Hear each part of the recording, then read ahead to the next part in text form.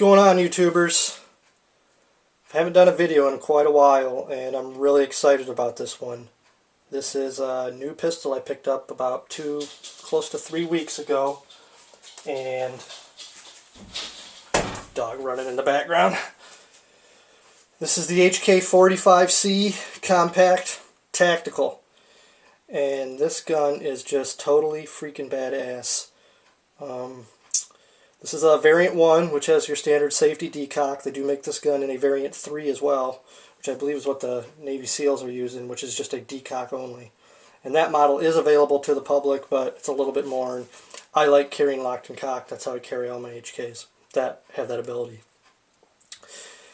This pistol is replacing my FNP45 Tactical. And a lot of people say, well, holy cow, this gun holds half the rounds. This gun holds 8 rounds standard, and it has a magazine of 10 rounds as well with an extended, they call it the elephant foot grip extension. But my FNP Tactical, I never had any problems as far as reliability. It fed everything, but it had some things about it that I absolutely hated, like my mounting plate for the optics would shift when I shot, and the thread protector when I was shooting would never stay on.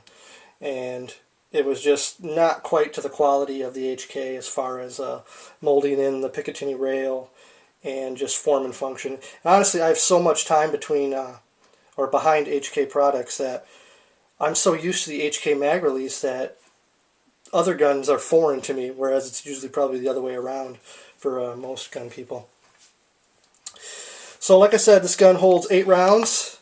Give you a little close-up here. It doesn't say tactical on the side, which they used to do on like the USP series. It would have been nice if they had put like a CT on there or something like that. But it says a threaded barrel on it. It does not come with the thread protector. I ordered that separately from HKparts.net. It was like 25 bucks, and it works really great. I've put about 350 rounds through this gun so far, and no jams, no hiccups. Thread protector stays on, doesn't come unscrewed. Just a really great pistol. Comes standard with True Dot night sights. They're not as high as the night sights on the FNP, which I do like. I like the lower sights here.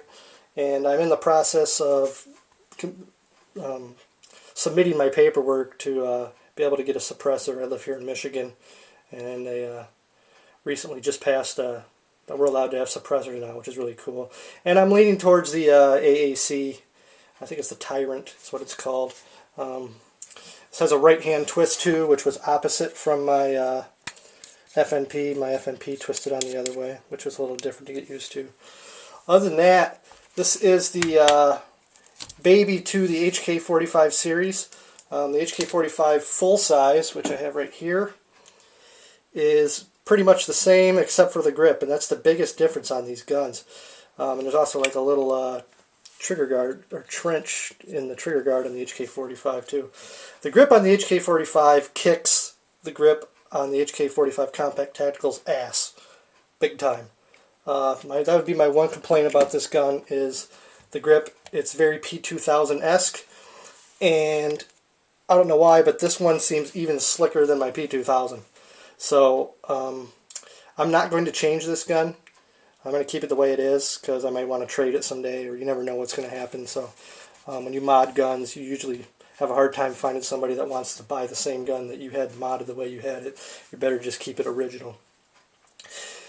The grip on this gun is its only downfall, and it's not like a major downfall. I still love this gun. I can still hold on to it, but when you compare it to the HK45 full size and the texturing that HK did on that, it's night and day, man.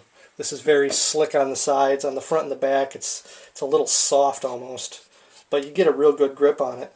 And hey, it seems to work for the Navy SEALs. So I'll give you a look of how it looks with the 10-round mag in it, with the elephant foot as they call it. And it's a little bit different of a look. There it is. I kind of like it actually. I think it looks pretty badass when you got it just laying there in single action, cocked and locked, and you got this big mag on it. I kind of like it. And the standard, this is just basically a standard HK45 full-size mag with this extension put on the bottom. As you can see, here's a standard HK45 mag. And the standard HK45 mag will fit into it too, but you'll have a little excess. And it's nice to see HK doing that. You know, for the longest time, there was not any commonality between H&K products, the USP series, the USP Compact series.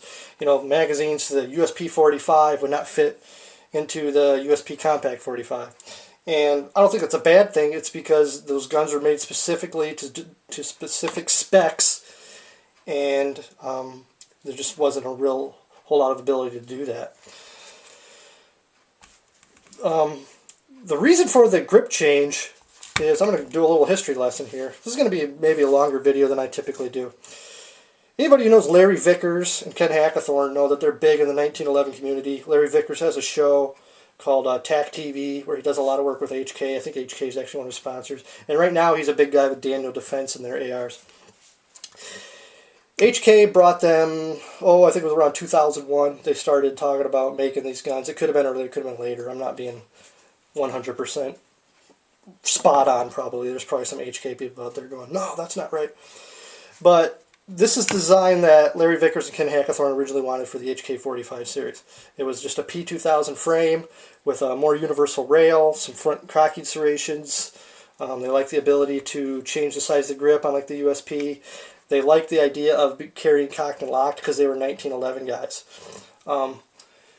This was HK's idea. They surprised Ken Hackathorn and Larry Vickers with this. At the same time HK was doing this, they were also making a P30, and as you can, this is a P30L, and as you can see, the grip on the P30 and the HK45 are very similar. Well, they decided to, on the full-size HK45, to kind of mold that P30 type grip into it.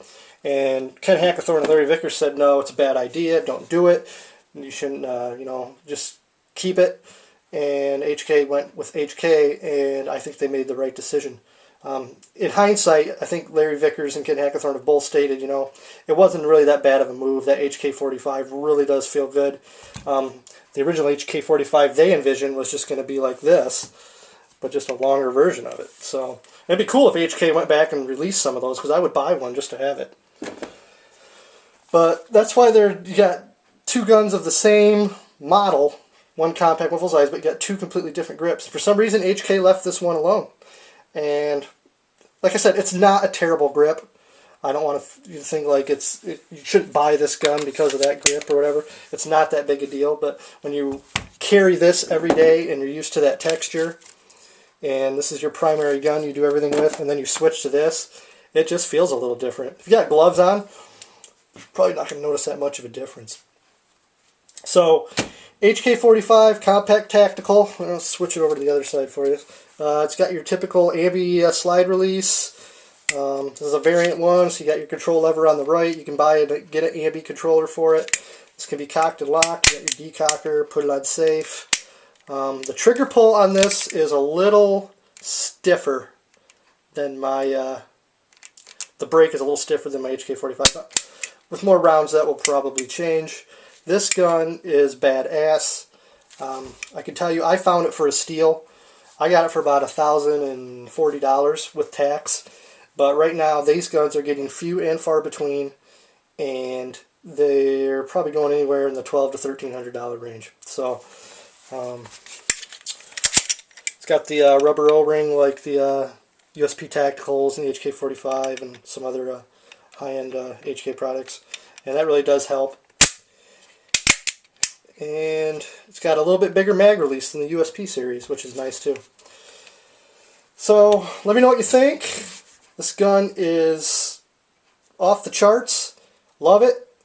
And if you are in the mood for a nice, little bit more compact tactical gun, I would recommend looking into either this or the USP Compact 45 Tactical. And you can't go wrong with either one. So, let me know what you think, and HK all the way, man.